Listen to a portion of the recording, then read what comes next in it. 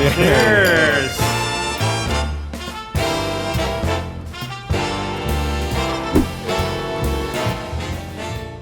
The idea for the 100-layered lasagna kind of came from an internet challenge. It was kind of like this 100 layers of makeup, 100 layers of clothes, and you know, we work at Tasty, so like why not do 100 layers of food? And lasagna was the first layered food that came to mind.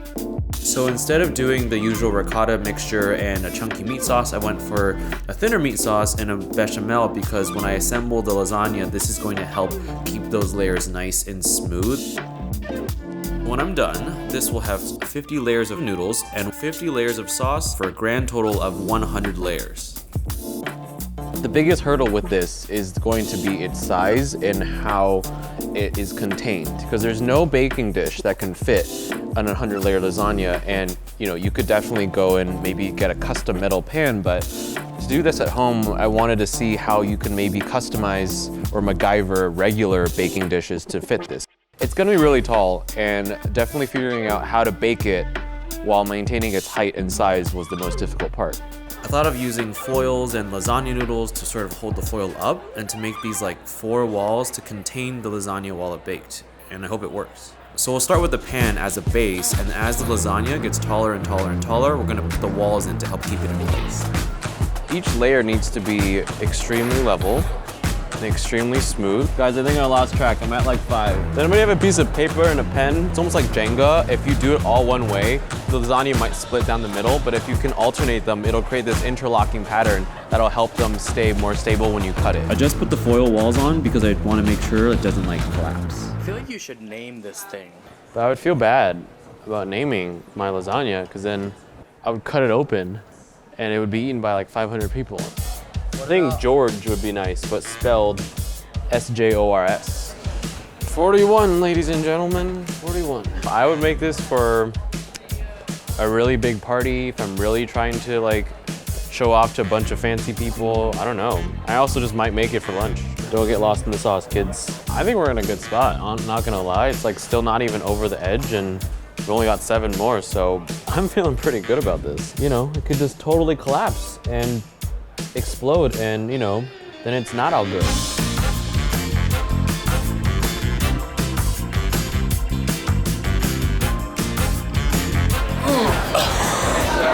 Oh my god. It's so heavy. Please don't trip. That boy. Look at her go. Hey, look at that. The rack is bending from the weight of it. The rack is bending. Whew. Look at that. Once I removed the foil and it kind of stayed in its own shape, that was a turning point because I felt like that was one of the biggest risks of this video, is that if you take off the walls and it falls over, then there's no point. I'm so nervous, holy moly. It's very soft, which I'm very happy about. Cut number 2. Oh. Oh my God. That is what I am talking about. Oh my, woo! We always say this, I know, but like these are actually the best brownies you're ever going to have. They're gooey, they're chocolatey, they're fudgy. They live up to every expectation you think a brownie should be. All right guys, as always, prep your tin, you know what to do, butter and parchment. So the first cooking job that I ever had was working for a pastry chef, and he made these incredible brownies. And when you start working in kitchens, they always say like, write down the recipes because you're gonna forget them later. And of course I did not do that, but there are a few things that I remember from his recipe that I really wanted to incorporate into our brownie recipe.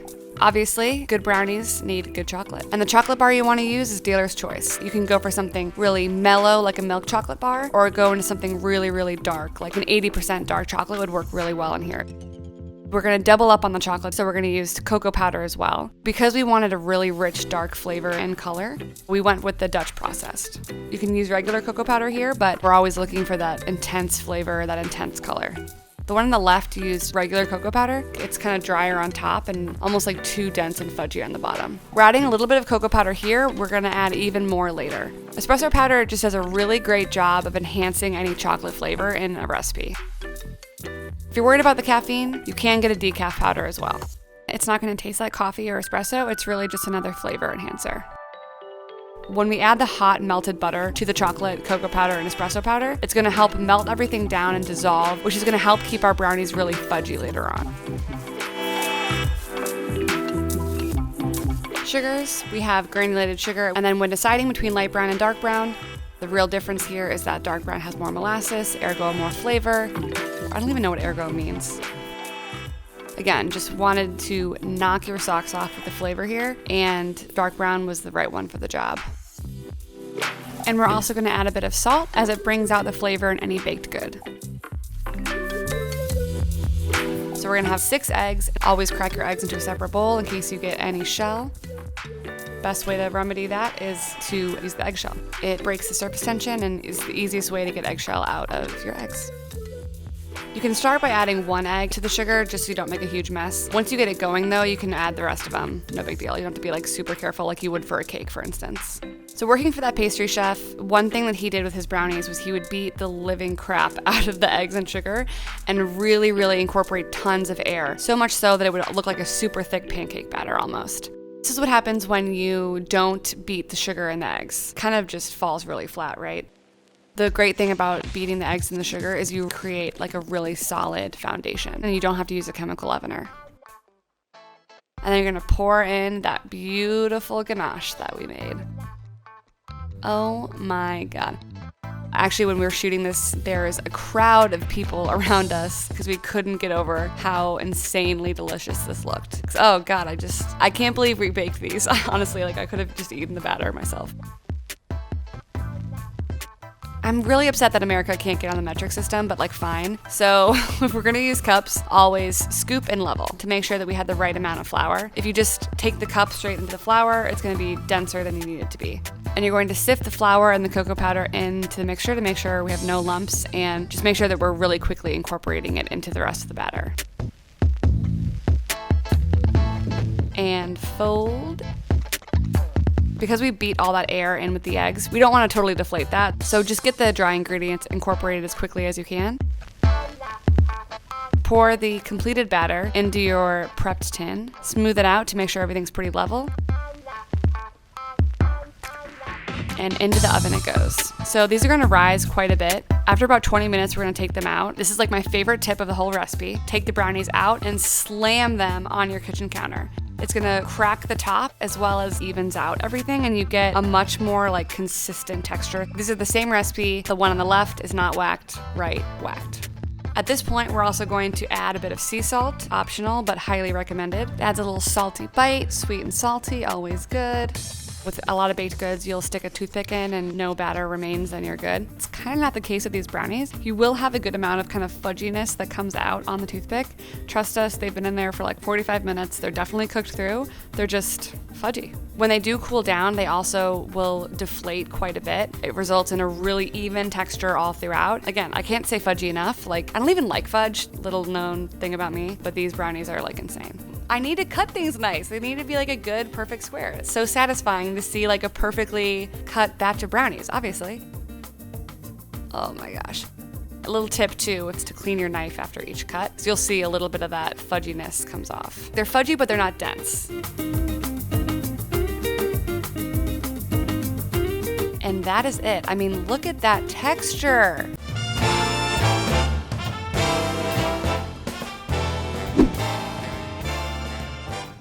Honestly, making pizza only takes a few simple ingredients. What you're gonna need is a little bit of warm water. It's gonna activate a good amount of dried yeast, a bit of sugar that's gonna act as food for the yeast, salt for flavor, flour for the base of the dough.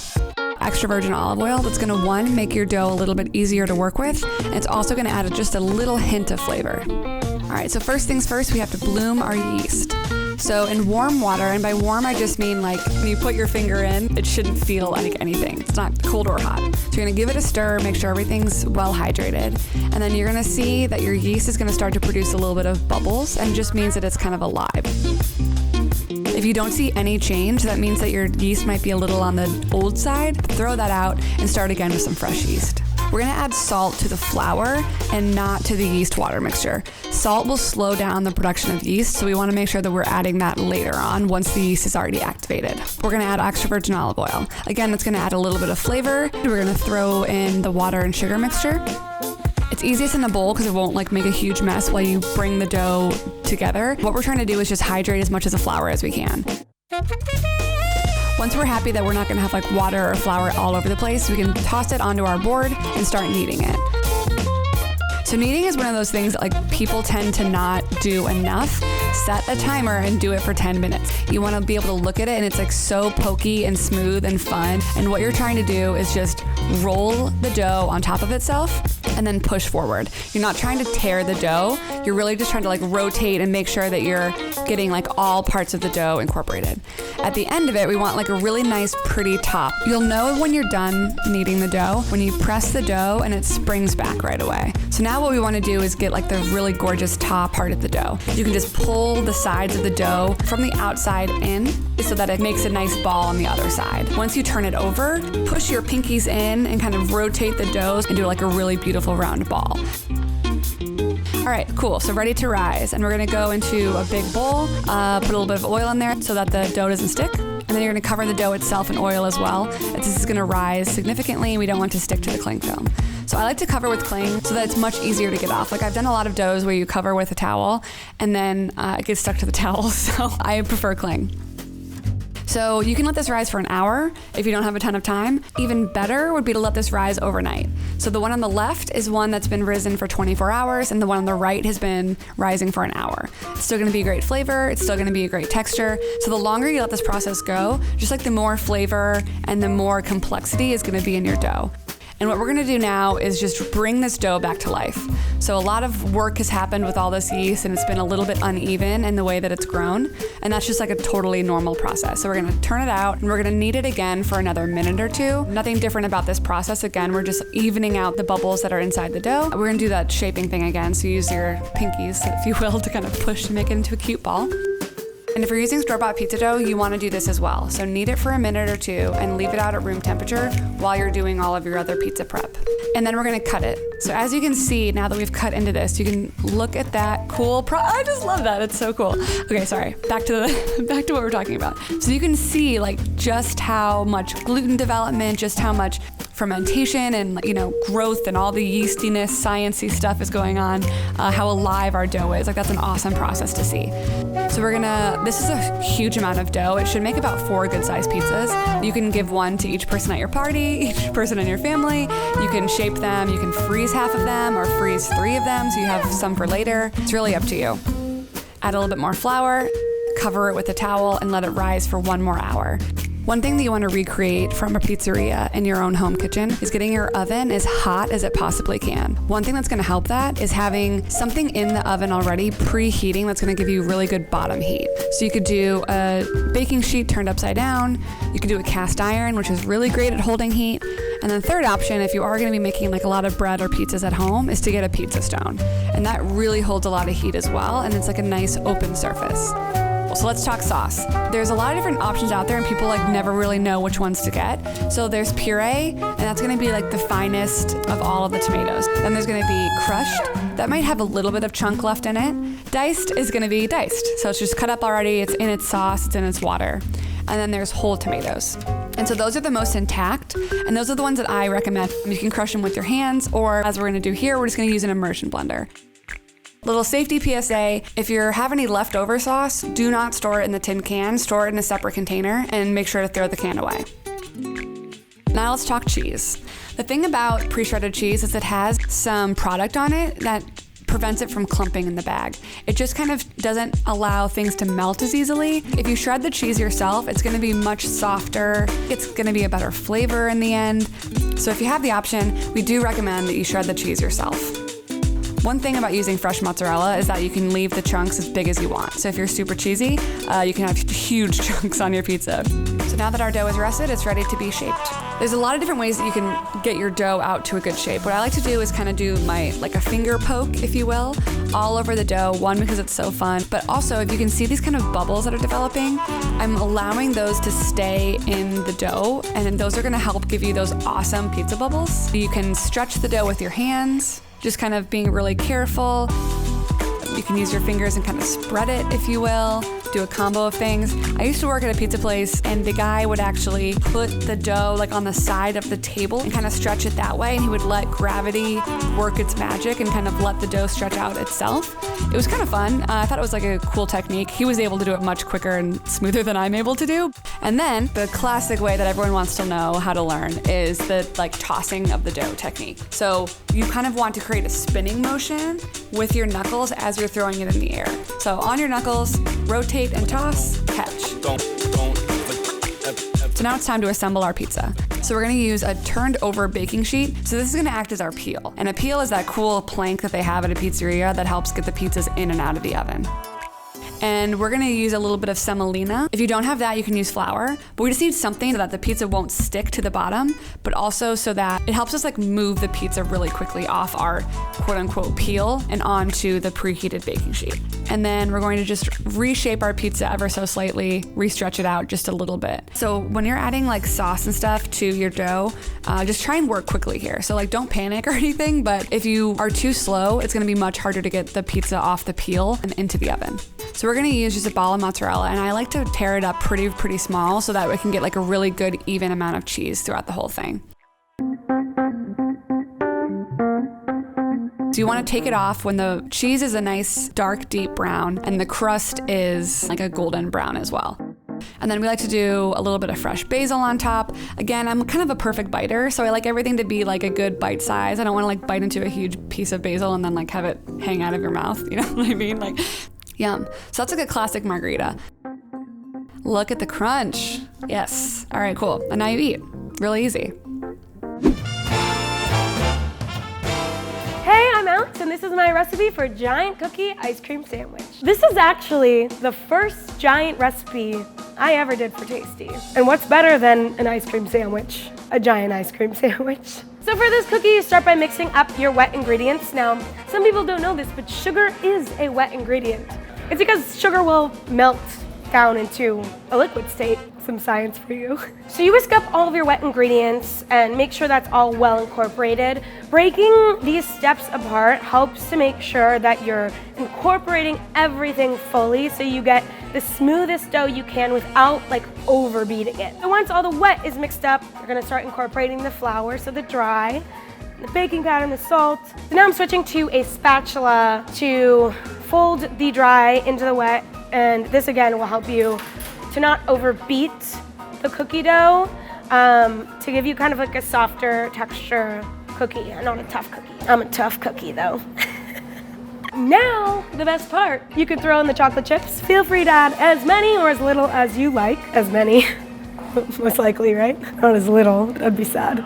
So I used 2 cake pans that were the same size. If you want to do them one at a time, if you only have 1 cake pan, that's fine, but we happen to have 2. You can split the cookie dough into each of those cake pans and bake it like a giant cookie cake. So once your cookies are off and baking, now we're gonna focus on the middle layer, so the ice cream part. I decided to keep it a very classic, very simple chocolate chip vanilla ice cream sandwich. But if you want to switch it up with your favorite flavors or toppings or anything you want, feel free. I softened up some vanilla ice cream and threw that in a springform pan lined with plastic wrap. This will just make your life easier. So you're gonna smooth out the ice cream and you're gonna pop that back in the freezer to set into your disc. It's also not a bad idea to make sure that your cake tins that you're baking the cookies in are about the same size as your springform pan so that you have a uniform giant cookie ice cream sandwich. So once your ice cream is in the freezer and once your cookies are baked and cooled, it's important to make sure they're cooled, by the way, because if they're very hot, the ice cream will melt. More science for you. Now it's all about assembly. Put your cookies on your surface. You're gonna take out your springform pan, release the sides, flip it over, and you can peel off that plastic wrap. It should pop out really easily. No mess, no fuss. And then all you gotta do is flip that top right on top. A lot of the cookie ice cream sandwiches I grew up eating had like little chocolate chips all over the outside. So because I kind of wanted to replicate that, I decided to coat the outside of the ice cream in these mini chocolate chips. You could also coat it in like anything, like any kind of candy, chopped up candy, nuts even. Obviously it's kind of tricky to pick this up and bite it like a normal ice cream sandwich, but I cut it like a piece of a cake, which I thought was kind of clever, because then you can eat it like an ice cream cake.